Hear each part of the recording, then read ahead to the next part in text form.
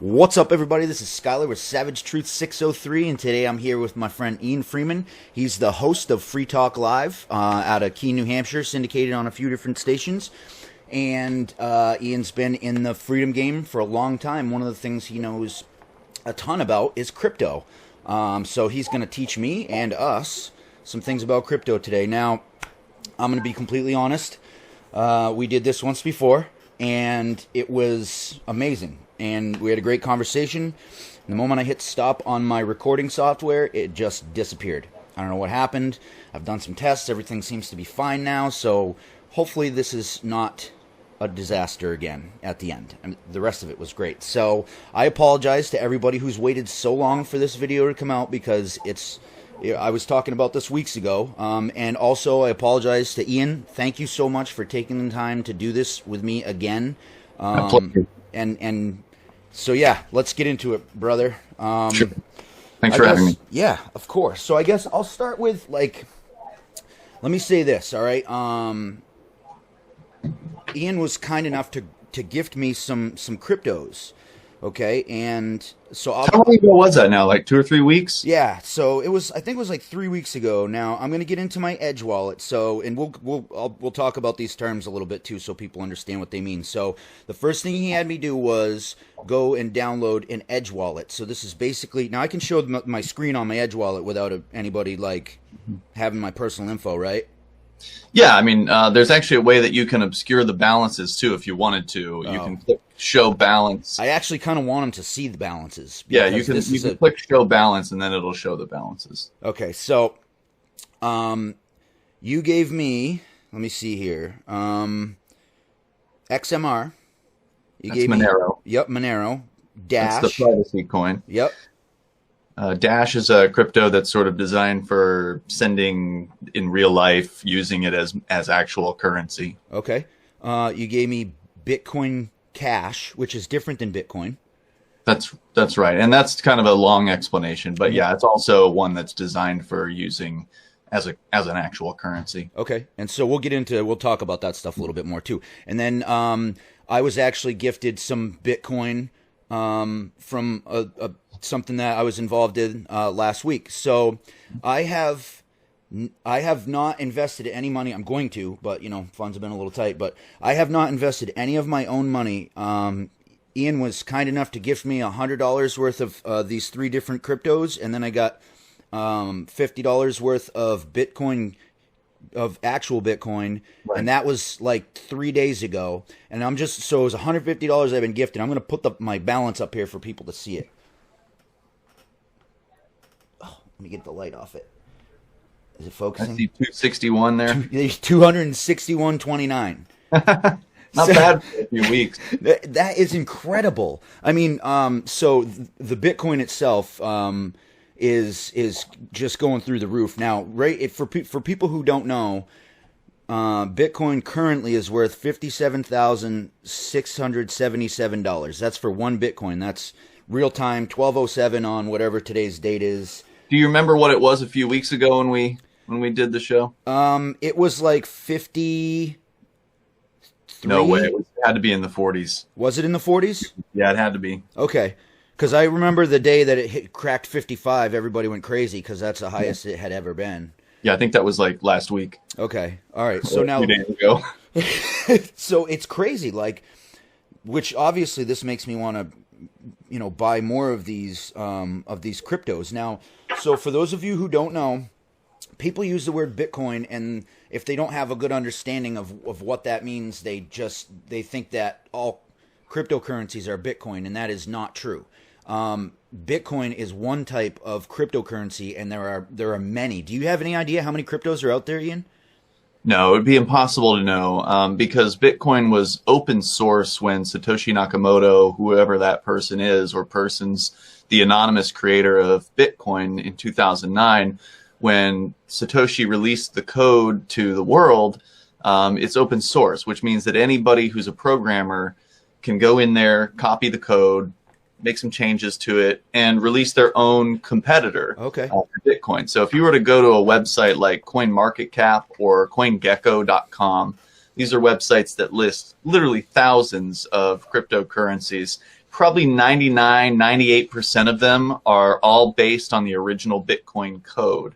There are a few like Monero that were not. Monero is one of the few cryptocurrencies that was sort of started from scratch, I guess you could say. They did their own thing. And also Monero was started by an anonymous person as well. Maybe it was also Satoshi under a different name. Who knows? We don't know. But yeah, almost all of those cryptos, and there's thousands of them listed on these sites. And the sites don't even list all of them because you have to, like, I don't know what it takes to get listed on the site, sure. But you know, there's some of them out there that are just so I mean, there's thousands of them that are insignificant and no one knows who they are, but they're on those sites. And there's probably a few thousand more that are just, you know, barely begun and haven't even gotten listed on those sites. So I'm going to say on the low side, you know, 8,000 at least, because that's what's, I think, currently on CoinMarketCap or CoinGecko. So, it's overwhelming. There's a lot. I guess a little history and explanation about Bitcoin itself. So, Bitcoin started, it was pretty much worthless, right? Basically worthless. Yeah, sure. It was just a techie, geeky computer program early on, and some people looked at it and they said, "Oh, that's a neat idea, and it'll never amount to anything. It's just some guy's program." Right. And, well, it turns out it actually has been pretty important. Hugely important. I'm realizing how much more important cryptos are since I've been given them and been able to like see the way that they fluctuate like stocks do. So the thing that people get hung up on is that cryptocurrencies don't have, there's nothing physical to them. It's in your computers, and the information is stored in multiple computers all over the world. So that's what makes it really secure, right? So that's part of why it's secure. Bitcoin and other cryptocurrencies, they are secure for a few different reasons. One, it's cryptographically secure. So I'm not a mathematician. I cannot get into details, and it would be really going off into the weeds if I could to explain how cryptography works and how this math that is backing this stuff is, you know, basically unhackable and uncrackable. I mean, it is rock solid. Okay. And until we have quantum computing, no one is going to be able to crack Bitcoin. You know, when that happens, it'll be another problem, and I'm sure somebody will solve it. But for now, it's uncrackable, it's unhackable because of the math behind it. And there's also the fact that it's decentralized. So it is, as you mentioned, in all these different places at once. And what that means is there are at least, I think the last time I looked, 10,000 what they call full nodes. And these are people that are running a copy of the official Bitcoin software that has a full copy of what's called the blockchain on their computer. The blockchain is one of the most important technologies behind Bitcoin, and you probably, you know, you might have heard it as like a buzzword out there, blockchain this, blockchain that.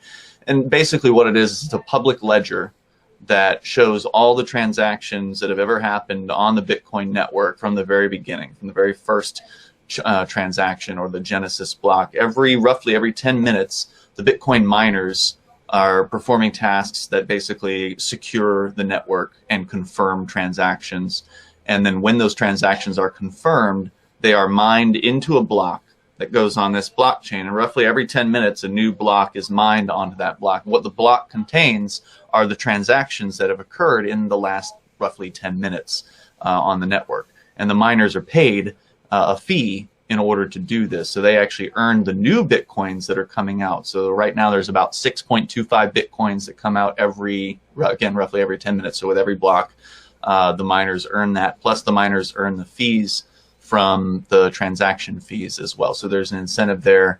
And I don't know if I've answered your question. I feel like I've been rambling. Yeah, no, that's a great answer. We're just, you know, we're kind of going off about like the history of Bitcoin and what makes it so secure. And yeah. So the fact that it's decentralized is important, because if you go back to the old ways of doing like accounting or whatever, and you had some accountant and, you know, they keep your books for you and they've got 2 sets of books or whatever, there have always been stories about, you know, somebody cooking the books. Yeah. and taking money from an account and shuffling it over to their account and trying to make it look like that didn't happen or whatever. And people go to jail for that and get in trouble for that. That can't happen with Bitcoin. And the reason why it can't happen is because of the multiple copies of that blockchain, that Sure. public ledger that exists. You can have a copy of it. I could have a copy of it, and thousands of other people all around the planet can have a copy of it. So if you were to have a copy of that and say, oh, well, I'm just going to move all these Bitcoins from Elon Musk's account over into my account, and now they're my Bitcoins. Well, it won't work because every other copy of that blockchain doesn't reflect that change. And they say, well, this isn't legit. Somebody's trying to scam us, and you get rejected, basically. So it's impossible to scam, to manipulate this thing because it exists in all these places. And the other benefit to that is it can't be shut down by the government. It can't be stopped by the criminal enterprises around the planet that would love to shut Bitcoin down. They hate Bitcoin, Right. Because it's a way out from their financial system, which Broken is financial system. screw us. Yeah. Yeah, their system is designed to screw the little guy. Yep. And Bitcoin, the real key to it, beyond all the technology, the key of what Bitcoin has done is it has taken the power of money from the hands of the banks and the governments of the world, and it has taken that power from them and put it into the hands of the people. And it's hard to really explain how important of a change that is. I mean, this is something that has never happened in our lifetime or in our grandparents' lifetime or in their grandparents' lifetime. To have the power of money in the hands of the individual it's a game changer, and we're only just beginning to see how much of a game changer that is. Now, so one thing that oh man, I just lost my train of thought. I had a really important question, and then I started thinking about blockchain and voting and stuff like that, and I threw myself off. That's all right. You'll come back to it. Yes. So, but blockchain can be used for. Oh, I know what it was. So the ledger that you talk about. The blockchain. Yeah. Yes. So one thing that I think it needs to be, and I think I know this, but you have your wallet address. That is your secure ID, and nobody in the world can figure it out without you giving it to them, right? Because you have this ledger, but the ledger is only IDs. They can't look at this ledger and say, oh, Skylar bought some pot on the internet with some Bitcoin over here, or something like that, right? Because unless they know your ID number. Yeah, if you have put your wallet ID out publicly, then anyone who has that ID can look at the ID and they can see what transactions have occurred because it's a public blockchain. However, Monero, while it is blockchain based, as I understand it, is a private currency. And so that is not publicly viewable. With Monero, if you were to go on the dark web and buy whatever you were to buy, no one would ever likely have any idea unless they somehow crack Monero, which again, could happen tomorrow. You never know what the future is going to hold. But so far, it's been pretty rock solid. In fact, one of the darknet markets called White House Market got rid of Bitcoin entirely, and they now only accept Monero for payments. And that's honestly the best thing they could do because it helps protect their customers. Right. If there are some very sophisticated, what they call chain analysis tools that are out there now. There are companies that try to get money from governments and do get money from governments to investigate people on Bitcoin and other public blockchains to trace money. Because again, you can go all the way back to the very beginning of Bitcoin and see, where these Bitcoins came from and where they went. And again, the more you can identify, oh, well, we know this address is for the Silk Road, this underground market, or we know this address is for one of the Bitcoin exchanges, and we know that Skylar has got this address, they can start to trace things. And so Bitcoin is what they call pseudonymous, I think is the term, where it's not really anonymous, but it can be used in sort of somewhat anonymous ways if you do it right. Okay. And some wallets these days, when you create the wallet for Bitcoin, every time you do a transaction, it gives you a new address. So even if I say, hey, Skylar, I want to send you some Bitcoin, and you give me your address, and then I send you some Bitcoin, in some wallets, the next time you go to receive, it'll give you a new address. So if you give that address to somebody else, now everybody's got different addresses for you. They all go into the same pot, so to speak. Okay. But the receivers don't know which Right. other people have them, if that makes any sense. Yes, actually, that makes perfect sense. It sort of obscures things a bit. So back to this blockchain voting thing that I was gonna mention. I've heard that blockchain can be used as a secure means of voting for elections, from town elections all the way up to presidential elections, that can't be manipulated or based off what we saw for 2020. Is that accurate? Yeah. Oh, go. You're finished? Yeah, that was my question. Sorry. Blockchain can be used for all kinds of things. And so Bitcoin is like sort of, to think about it this way, Bitcoin is the first application for blockchain technology. Blockchain, money is the first application, but there's all these other things that people have been talking about for years, and to some extent, some people are working on these things. But you can not only do voting on a blockchain, you could sign documents on a blockchain, you could have like deeds to houses on a blockchain. The idea behind the blockchain is that when a thing is put onto that blockchain, whether it's a transaction on Bitcoin, whether it's a vote, whether it's a document or whatever, it happened at a very specific time, and that is recorded, and it is indelible. You can't remove that information from that blockchain. And so some people even gotten married on the blockchain, where like the marriage was sort of recorded onto a blockchain. And so it's like, boom, this has happened. You can't take this away. No one can go and change the date. No one can go and alter the signature. It is like confirmed. Right. And so that can change a whole lot of things. Obviously, it can change voting, but hopefully it's someday we won't even ever have governments anymore, and that won't matter. But it can change, like, right now governments have deeds to houses, have car titles, have things like that. It would be nice if we could take that out of their hands and actually put it in the hands of people who will actually care and are paying attention and are developing new things, because government never changes. It's still the same old stupid system that it was 200 years or 100 years ago. Right. So a lot of these industries can be sort of revolutionized by this blockchain technology.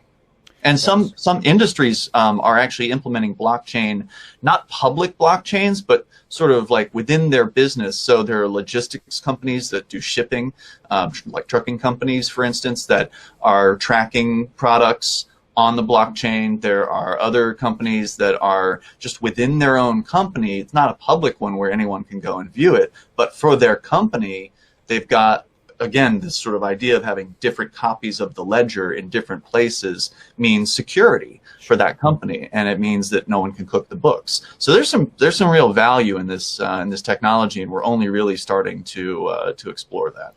And so now, correct me if I'm wrong, but when you say mining Bitcoin, that was when people would allow their system, their computer system, to be a server for this Bitcoin blockchain and record these transactions, and basically they earned Bitcoin or fractions of a Bitcoin per transaction. Is that accurate? Yeah, the miners do a technical task of solving some really complex problem, basically, and so it's a bunch of people running these expensive computers all around, companies and individuals running computers all around the planet. And they're all working real hard to try to solve this, whatever the problem is. And again, we would get off into the weeds, and I can't explain it. But the cryptographic problem, this math problem that needs to be solved in order for the block to get found and mined onto the blockchain. And so whoever finds it first is the winner of the mining reward. I think it's called the block reward and the mining fees. So every time you send a transaction with Bitcoin or these other cryptocurrencies, one of the things that you need to know is that you pay the fee. So when you go into like a store and you use your credit card, let's say the transaction is a $10 transaction, you put it on your credit card and you walk out, it costs you $10 at the end of the day. Well, the store owner paid the fee out of their profits. They paid a 3% roughly, maybe like a 25 cent per transaction, but let's call it roughly 3% fee. That goes to Visa or MasterCard and the banks. And so the store owner takes that out of their profits. With cryptocurrency, when I go to a store here in Keene, and there's multiple places here in Keene that accept cryptocurrency at the point of sale. So if I go into Fuck Keene Great, which is the local... Whoa. One more time. Fuck Keene Great. Okay. Yeah. It's a pho noodle restaurant, Vietnamese pho noodles. So okay. if I go into Fuck Keene Great, which I'll be doing this evening, we have a crypto meetup there tonight. But if I go there and I spend $10 on a meal, and I pay with cryptocurrency, if I pay with Dash or Bitcoin Cash, for instance, it's only going to cost me about a cent usually's worth of Dash or Bitcoin Cash to send that transaction. But ultimately, I'm paying that on top of the bill. So they get $10 worth of Dash or Bitcoin Cash, and about 1 cent's worth of it, sometimes a little more, sometimes a little less, goes to the Bitcoin or the Bitcoin Cash or the Dash miners, okay. And they get that fee. So it actually cost me about $10 and roughly a cent on top of that. So you pay a little bit more to pay with cryptocurrency, but in the case of things like Dash and Bitcoin Cash, it's insignificant. I mean, a lot of people won't even pick up a penny when they see it on the street. Right. So, but when it comes to other cryptos like Bitcoin or Ethereum, the number one and the number two cryptos right now, they are more expensive. And unfortunately, we've seen Bitcoin BTC's prices on their network fees going up dramatically to the point where you might pay $10 just to send a Bitcoin transaction. Wow. So unfortunately, Bitcoin is not as useful as it once was. It was not as useful as it was designed to be. And that gets into a whole other discussion about what happened to Bitcoin and why things are the way that they are. But that's sadly the way that they are. So if you're going to spend Bitcoin BTC, get ready to pay a lot in fees. Okay.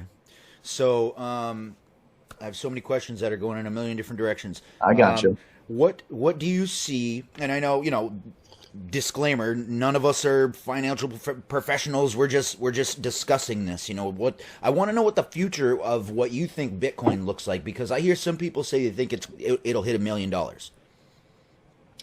I mean, that would be great. It would certainly be a game changer, because the higher up any of these things go, whether it's Bitcoin or Dash or Bitcoin Cash or Monero or whatever, the higher up this stuff goes, the more essentially wealth is being transferred over to people like us who were wise enough to hold on to some of this stuff, and that protects us from what happens where the government is constantly printing out money and destroying the value of the dollar. Right.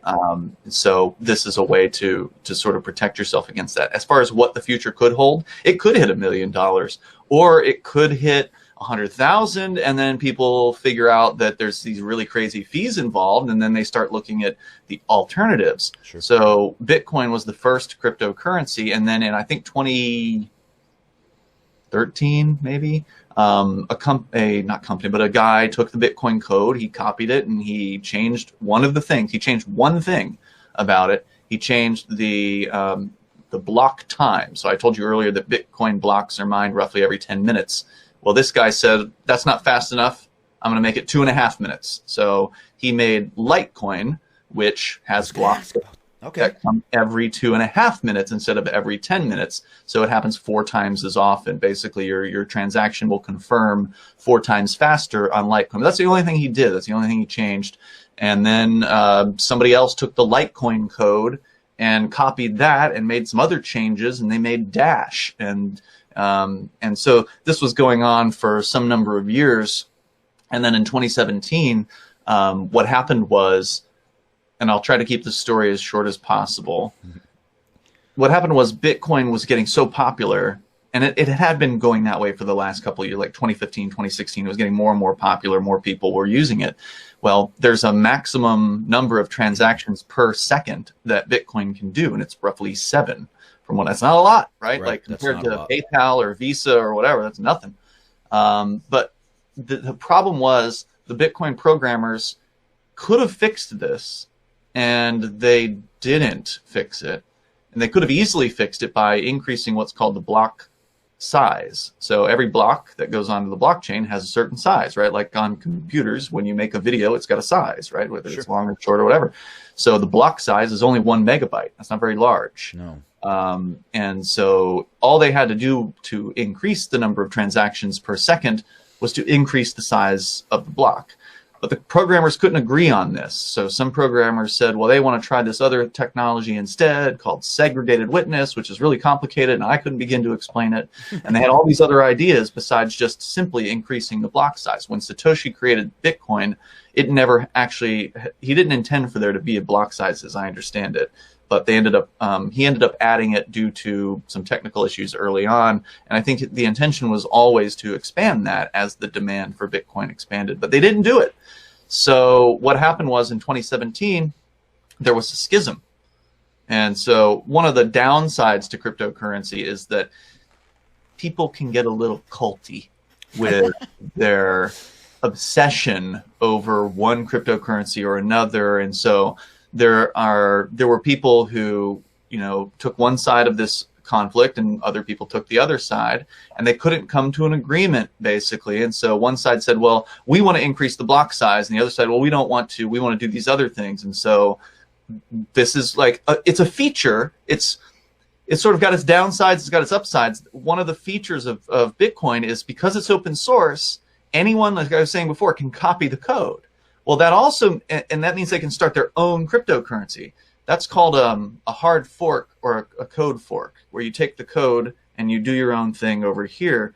But in the case of what happened with Bitcoin, it actually split the chain. The blockchain itself split into 2 chains. And then, so if it was July of 2017 and you had a Bitcoin, and back then it probably was, you know, a few $100 or whatever it was to have a Bitcoin. If you had a Bitcoin in July of 2017, and then on August 1st, Bitcoin did this chain split thing. Well, now all of a sudden, you had, not only did you have one Bitcoin BTC, but you also had the new Bitcoin Cash. Okay. And you had one Bitcoin over here and now one Bitcoin Cash over here. And so all the transactions on the Bitcoin blockchain exist on both of those blockchains until August of 2017 when Bitcoin Cash started, and then there were different transactions and they became 2 completely separate currencies, even though they started from the same place. Does that make sense?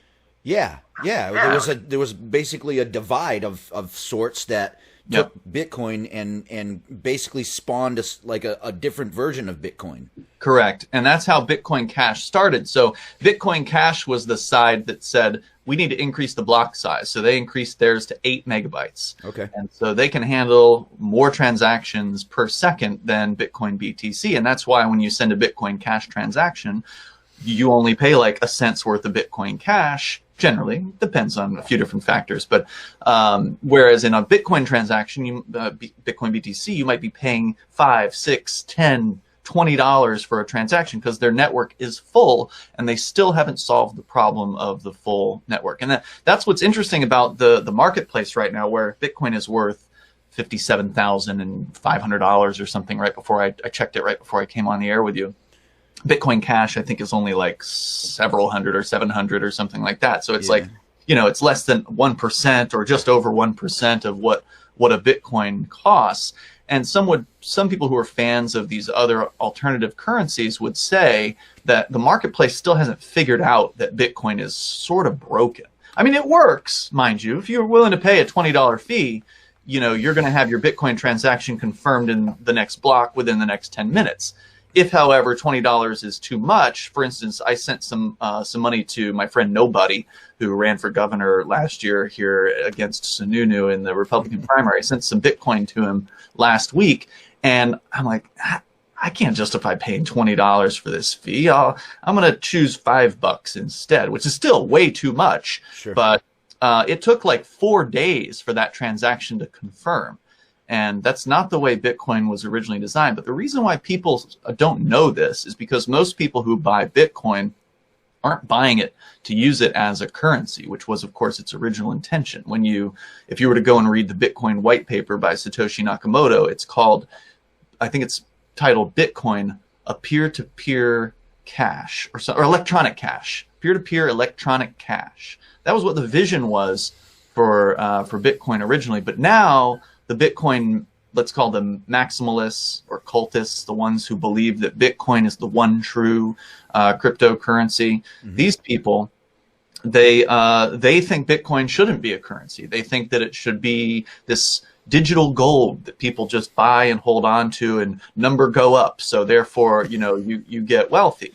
And most people who are buying Bitcoin are doing it for that reason. They just see it as an opportunity to make some money, and that's fine. But what it means is that it's not being used as a currency as much as it was intended to. So when somebody buys Bitcoin on PayPal, which they just started offering that late last year, PayPal shows you a number, and they will let you sell the Bitcoin on PayPal, but they won't let you send the Bitcoin off of PayPal, which is weird. So if you can't take the thing that you supposedly own, do you really own it? Right. I would never recommend somebody buy on PayPal, but the point is people are buying on these online systems, and so they're buying the Bitcoin, and then they just hold the Bitcoin, they watch the Bitcoin price go up, and at some point they might sell some of the Bitcoin or whatever. And so they don't ever spend it. They don't ever have the chance to send it to you, or to send it to donate it to somebody, or to buy a thing at a store or whatever. So they don't know about the transaction fees. Once the market finds out about those transaction fees, it may change its valuation of Bitcoin to not as valuable. Could see a big drop. If the market values the use of these things, and right now it doesn't, but that could change. So this is a big, long answer to your question about the value of Bitcoin and what it might do. I think that in the short term, it's going to go up. In the long term, I think it's probably going to get taken down by something. There's going to be something that comes along, some sort of electronic currency, and it may be something we haven't even seen yet. So, I'm not one of these cultists. I'm not like a Bitcoin Cash advocate or a Dash fanatic or Monero, nut job or whatever. I like whatever works. And I find that those three are three of the most useful cryptos in real life, at least. Here in New Hampshire, businesses are accepting Bitcoin Cash and Dash. They accept Bitcoin BTC too, but if you go out and buy a bowl of soup, for $10 at Fucking Great, you're not going to want to spend another $5 on top of that just for the privilege of sending it as a Bitcoin transaction. Right. No one sane would do that. Right. So once the market figures out that Bitcoin's kind of broken, the valuation may not go up as quickly. But who knows? I mean, I don't know what's going to happen. And, the market chose VHS over beta back in the 1980s, and who knows why that was. So I watched a documentary on Bitcoin shortly after our discussion, and this guy was one of the original Bitcoin miners, and was saying it no longer is cost effective to build a computer to mine Bitcoin because you don't get much from it at this point. So my question is, does it make sense to build computers for mining other coins? Yes. Yes and no, depending on how much you're paying for power.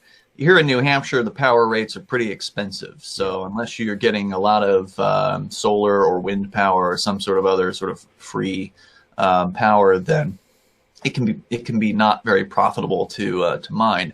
In other parts of the world, and where the power is cheap or even is subsidized by governments or something like that, then it's certainly a better deal. Or if you get a free power bill, then it might be worth doing. There are websites out there like whattomine.com that will show you what they think is the most profitable cryptocurrency at any given moment, and it's constantly changing based on various different factors. But a crypto like Monero is likely more profitable to mine than Bitcoin. Also, another thing about mining is you can use mining as a way to sort of secretly get cryptocurrency. So in order to acquire crypto, generally you have to do certain things, like you can buy it on websites like Coinbase or whatever, and these are centrally controlled exchanges that are regulated by the government, and they track you and they know who you are, and you have to give your social security number, and you get a good price because of that, but you've given up all your privacy. You can go and buy from like a Bitcoin vending machine. Some of those are more private than others, but the fees are pretty high. You can earn Bitcoin. I donated some to you, or some people work for Bitcoin. I've earned Bitcoin by selling ads on my radio show, Free Talk Live. Other people, do construction work and get paid in Bitcoin or whatever, right? So you can get paid in cryptocurrency. And the other way to do it is to actually mine it. And if you mine it, then unless you told somebody, it's just like when you're growing weed. If you tell somebody you're growing weed, you're that much closer to being raided, right? Like if you tell somebody you're mining Bitcoin, well, you're no longer anonymous. But if you're just mining Bitcoin or any other cryptocurrency, especially Monero, then you've got these new coins coming in. They've never been anywhere else. They haven't been in somebody else's wallet. So there's no chain to analyze. They're literally coming out of the Bitcoin protocols. The Bitcoin program is generating these things. And there's, at least in the case of Bitcoin, there's a maximum of 21 million that will ever come out. So that's the way to actually be the most, if you're obsessed with anonymity, mining is the most anonymous way of doing it, because essentially you're turning your power bill into cryptocurrency. Yep. So the more you mine, the more equipment you have, the higher your power bill is going to be. And so it's a way to look at, like, you're sort of buying crypto by paying the power company, and they have no idea what cryptos you're mining. They don't know that you're mining anything. And so I hope I answered your question. I think that's crypto laundering right there. I think that's what that would be. Well, laundering is a term. Money laundering. It's funny, but money laundering is a term the government uses to describe taking an illegal activity's proceeds and putting it into the legal marketplace. Bitcoin is not illegal, so money laundering would not apply to the purchasing or the use of cryptocurrency in that way. This is true. Yeah. So one thing that I wanna touch on, because this is where a lot of people get really, really hung up, is the dollar and why they say, well, cryptocurrencies and Bitcoin, they don't have any value. You can't hold them, and the only thing that gives them their value is the fact that everybody agrees that they're going to pay that they have this same value. And it's like, yeah, no shit. Same thing with the dollar. I mean, the dollar isn't worth anything. It used to be backed by gold, but it's not now.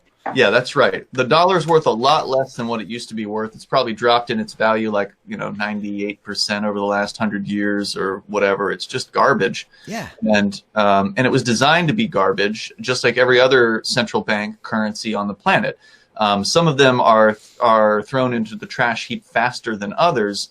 So like in Venezuela, for instance, the Venezuelan bolivar is now on its third iteration.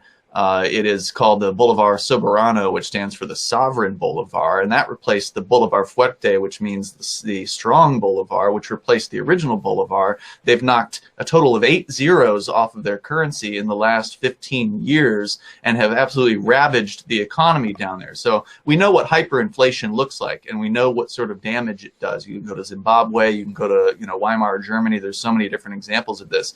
But every fiat currency, and that's a term for the government just sort of creating a thing out of thin air, just saying a thing exists. Every fiat currency is planned the same way, and it's planned to inflate, to print more and more and more. And when they do that, they give it to their buddies, right? So whether it's the Democrats or the Republicans, their buddies are not you, so they give it to their buddies, and that takes the value out of any savings you might have. So yeah, you may still have X number of thousands of dollars or whatever in your savings account, but it doesn't buy what it used to 10 years ago. And it sure doesn't buy what it used to 20 years ago. And anyone that's ever been to the grocery store knows this.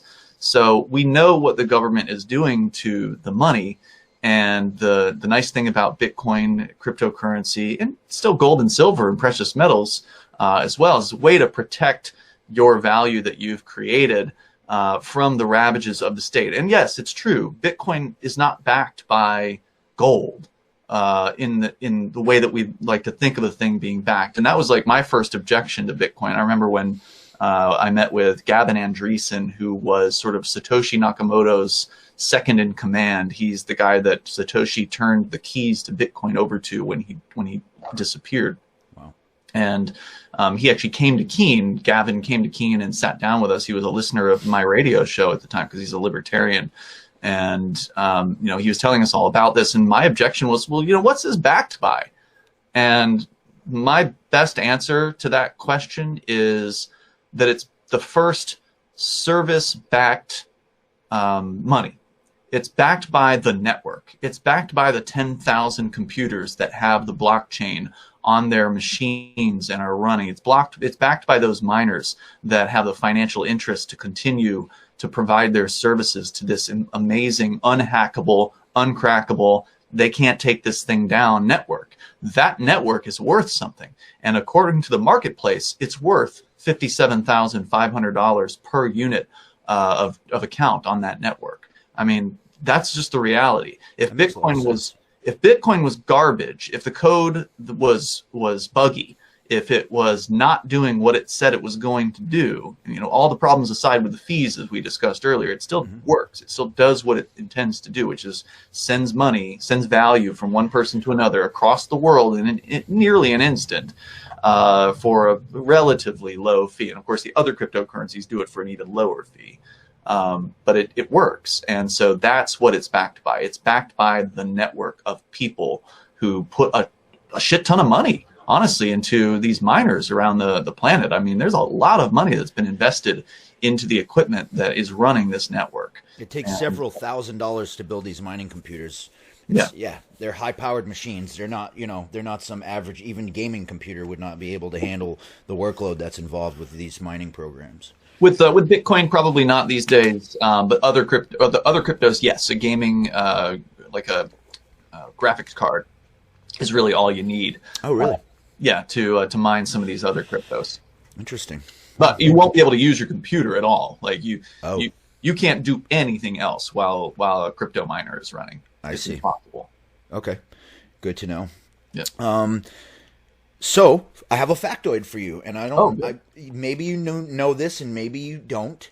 Do you know what the Bretton Woods Agreement is? I'm pretty sure that's what it's called. Yeah, it's a banking accord, right? Yeah. So I think it was 1942, but I could be wrong about the year.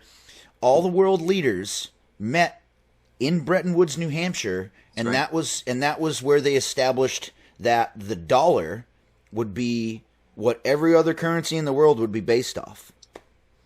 I think. You're talking about the world reserve currency status? Yeah. In that case? Well, that's starting to change. Russia is getting rid of dollars and buying gold, from what I understand. Yep. And they're not the only, government gang that's doing that. So, but all the government currencies are designed for the same purpose, which is to transfer wealth from the average person into the hands of the elites. Well, and so crypto avoids that. And the other thing that back to this whole, the dollar, blah blah blah. It's so we've already seen this manufactured coin shortage, right? I think it's 37. It's between 37 and 42% of all of the dollars ever created in the United States were created in 2020. I've heard it's as low as 20%, but either way, whether it's 20, 30, 35%, it's a lot of inflation, and that's probably a factor in why Bitcoin has shot up in the way that it has. And likely you'll continue to see that because they're not going to slow down the money printing. I mean, they've already got another $1.9 trillion bailout package ready, and they're going to cut everybody a check to make you feel better about it. But the reality is they're screwing you. Yep. And this, it's just, that's the system. It is the system. So I think that was pretty much all the questions that I had for cryptos. So what I guess where do you suggest the best place to go buy? Can you buy them all in one place? Can you buy certain ones, certain places? Yeah, that's one of the issues with crypto is like there's all these different exchanges and they all have different cryptos. Yeah, I like different. Let's talk wallets for just a moment. You've got Edge Wallet. That's a great wallet. There's wallets for smartphones. There's wallets for desktop and laptop computers. I like Edge Wallet for a mobile device. But there's literally dozens of these things. If you're going to get a wallet, make sure you know what you're getting into, meaning you've read some reviews, you've got people recommending it, because some wallets out there that you might just download from, say, the Google Play Store, they might be scams. So you got to be careful. This is sort of like the Wild West, right? There's I love it. You don't know what you're dealing with sometimes. You got to be careful. You got to do your due diligence. You got to do your research because there's no one you can turn to. This is an important aspect. When you create your wallet, whether it's Edge Wallet or another good one I like is Exodus Wallet for like a laptop or a desktop computer. Exodus also has a mobile version as well. When you create these things, they're going to give you keys that you really need to back up. So whether it's with Edge Wallet, it's a username and password. With Exodus and other wallets, there's like a dozen or 18 or 24 words you have to write down in the order that they appear, and then keep that stuff super safe. Put it in, a place where you keep super important documents that you don't want to lose, preferably a fireproof safe. Because if your phone breaks or your laptop, dies, you want to be able to get back to your crypto, especially if you've saved a decent amount of it. If you don't have those backup words, you're never getting it again. There's no one that you can call if you have a real wallet like I'm describing, where you control your keys, because that's one of the key differences between the old system of central authorities like banks taking care of your money. You lose your banking password, it's going to be a hassle, but you can go down there, pull your ID out, and then they'll change your password for you, and you'll get back into your account.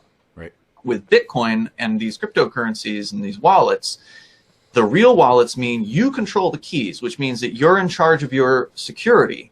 That's, for a lot of people, the first time ever. Now, you know what it's like with your own personal wallet. If you don't take care of that, if you don't pay attention to where it is, it could disappear for whatever reason. Maybe you just leave it somewhere and somebody doesn't give it back to you or whatever. So you have to be concerned with your security. And the same thing's true with Bitcoin. So you need to protect your keys. And so that's a really important aspect, because if you don't and you lose them, no one else can just hit the reset button. There's no password reset option in most of these cases. And if there is, look out, because that means there's probably someone else who has your keys. So if you're buying Bitcoin on Coinbase or one of these online exchanges, you don't own those keys. Coinbase does. They have the keys. And the old saying in crypto is not your keys, not your money, or not your keys, not your crypto. Because if the government comes along to Coinbase and says, well, we'd like that account frozen. We'd like you to not ever give money back to Skylar. Yep. Coinbase will, of course, do what the government says. Whereas if the money is, the coins are in your possession, in your wallet, and the government says, put in your password, you can be like, well, I don't recall. I just forgot it. What are they going to do? They can't get the money. There was a story recently about a guy that was in trouble for whatever the hell it was, and they were trying to get into his wallet. They can't do it. So that's way different from banks, where all they got to do is just waltz in with a piece of paper, and then the bank will freeze your account and they'll empty it if they want to. That happened to me. I'm sorry to hear that. And I don't know if you heard about the guys down at the New Jersey gym. They've been refusing to obey. They've been opening their business without asking permission. The government went into their account and they took $165,000 or $170,000, every dollar that they had, right out of their bank account. And this was the state of New Jersey. It wasn't even the feds. Wow. The state of New Jersey went in and just took every single dollar they had. And so I was really pleased to see that some of the Bitcoin Cash people stepped up and they put a fundraiser together for them to try to help them out. And so now the owner of that gym has been talking about cryptocurrency. Oh, cool. Unfortunately, it took him being robbed, to start taking it seriously. But when the government fucks you, all of a sudden you've got a new incentive to learn new things. Right. All right. Well, I think that's it for questions that I had. I guess, the last point that I wanted to make, back to this whole coin shortage thing. So people, this whole, the dollar's not backed by gold, blah, blah, blah, blah, blah. Well, they're already, with this coin shortage, the next thing they're going to do is they're going to push us into a digital currency. And guess what? Then you either have the digital currency of the United States, which they determine the value of, or you have a crypto, which the United States government has no bearing on whatsoever. It comes down to how much freedom of your own wealth you want, right? Now's the time to start really thinking about the strength of money and what it can do for you and how you can protect yourself, because they're not slowing down, like I said, with the money printing. And I'm glad you mentioned gold, because I did bring my little show and tell here today. Awesome. So these are Goldbacks. And so it's not all about cryptocurrency. It's about alternatives to the government and their system of just destroying the value that you've created. Gold can help do that too, and silver. These Goldbacks are an amazing product. It's 1/1000th of an ounce of gold, and people love this stuff because we can spend hours talking about cryptocurrency and all the intricacies of it, and I don't need to explain this. Right. This has been money. Gold has been money for thousands of years. People inherently know it's valuable. They know it's pretty. They know it's useful, and it's something that I was so impressed with when I came across these Goldbacks. And so let me just tell you that I need to buy some from you as soon as you and I can get together. People like everybody has been really interested in this crypto stuff, and they're super excited to get information. So, but when I show them the picture of a Goldback, they lose their minds, bro. Like they get so excited. So for people who don't know, I'll give like a little bit more of a detailed explanation.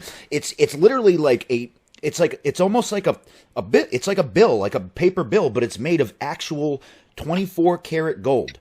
Yeah, and they're There's Utahs, right? That's coating it basically. So you've got a layer, a very very thin layer of gold, 1/1000th of an ounce, and then a little bit of acrylic that coats it. And it was created in Utah by some Mormon guys.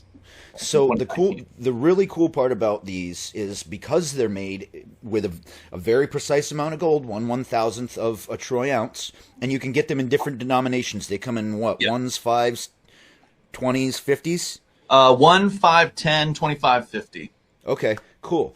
So let's say Ian and I go out to lunch, and we're gonna split the bill. Whatever. I owe him $25. I can take that 50 Goldback, and I can cut that in half if I really needed to, and I can give him half of it, and it's still going to retain that value. It's going to retain 50% of what that entire bill is worth. You could cut it into 10 pieces. But yes, it would make me sad too. Sad to see a cut Goldback. But yeah, you're right about that. That's a really interesting point about Goldbacks. Whereas if you cut a dollar bill in half, I mean, nobody's going to take it. Worthless.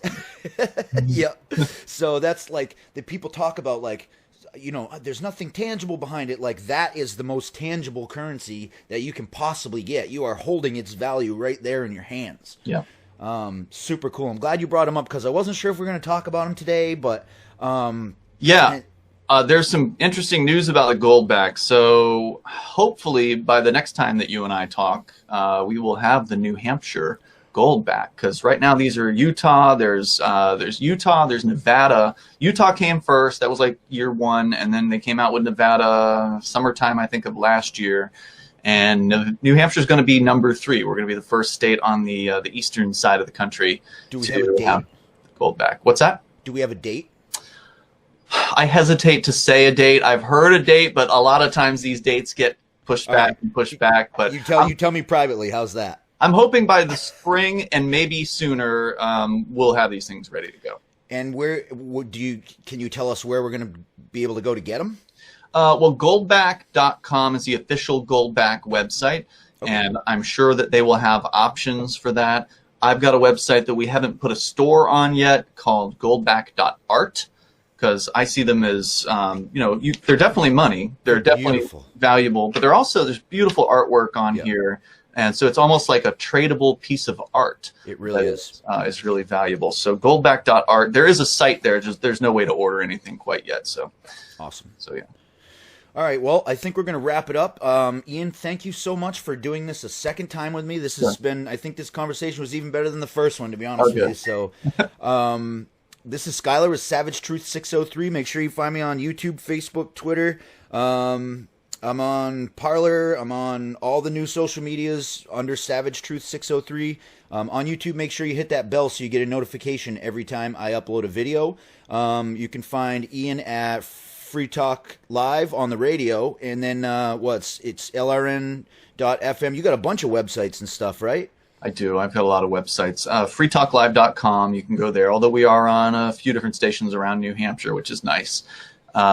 We've got libertarian talk radio 7 nights a week. I'm on probably 5 or 6 nights a week. I also have a multitude of other sites, and freekeen.com is one of them. So that's more of like an activist sort of website. And yeah, those are the two, I would say, biggies. Awesome.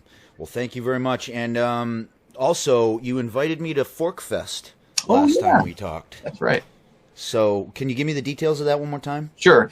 Fork Fest is a decentralized libertarian camping festival. So it was sort of named, and there's different opinions about what the festival should be named, because there's no one who's in charge of it, is the idea. So there's no organizer of Fork Fest. There's nobody who you can like go to complain about it if you don't like it. Because there's no tickets. You don't have to pay a ticket cost because there's no organization behind it. It's just a bunch of libertarian, crypto, gold-minded, people that care about a lot of these same issues.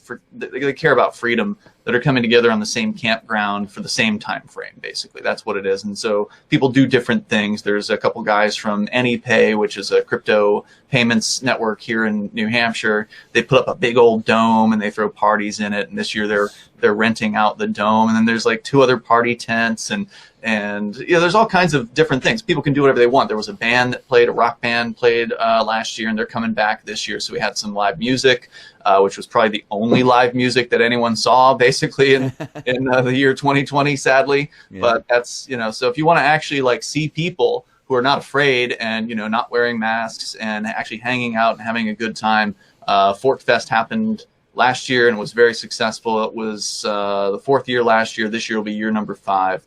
It's happening June 28th through July 4th.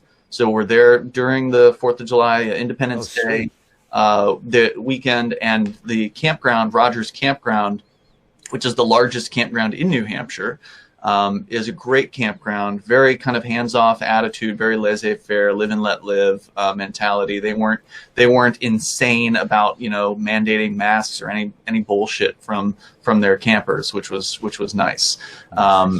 Rogers has been great, and they have for 42 years, I believe, maybe 43 this year.